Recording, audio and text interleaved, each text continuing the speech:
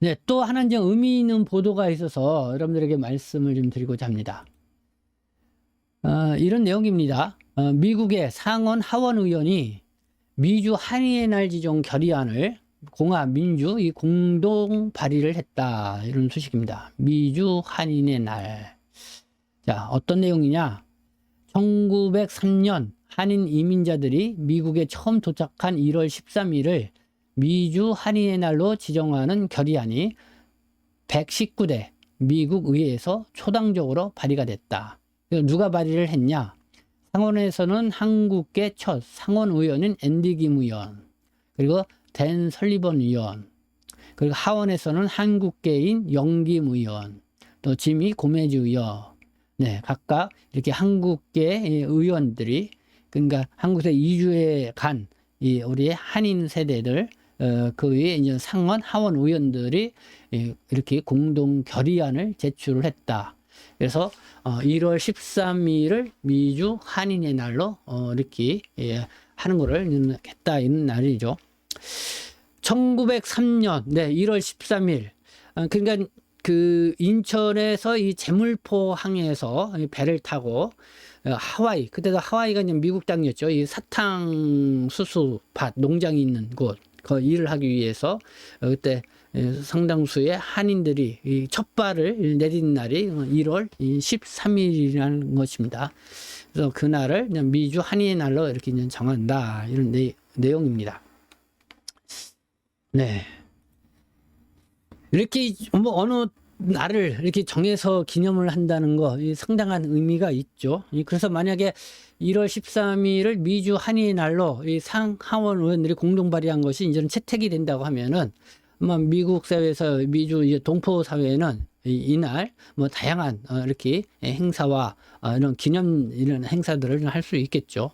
그렇게 되면은 미국에 살고 한 260만 우리 해외 재미 동포들 사회는 그날 뭐 다양한 또 이렇게 구심점을 이룰 수 있는 그런 계기가 되지 않을까 이렇게 생각이 듭니다.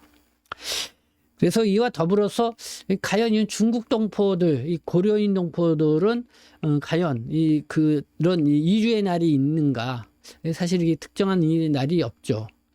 그래서 뭐 중국 동포들 같은 경우는 언제 처음 저기 동북 지역, 이 만주 지역이랄까요? 이 중국으로 이주했는지 그것도 특정한 날은 없습니다. 사실 그게 쉽지는 않죠. 뭐 또 동북 이 만주 지역은 옛날 고대서부터 우리 한인들이 계속 살아왔던 지역인데, 그래도 우리 그 조선족 동포 사회에서는 한 1860년대에서부터 이 조선족 이 이주의 어떤 해로 이렇게 지금 계산을 하고 보고 있는 건 같습니다.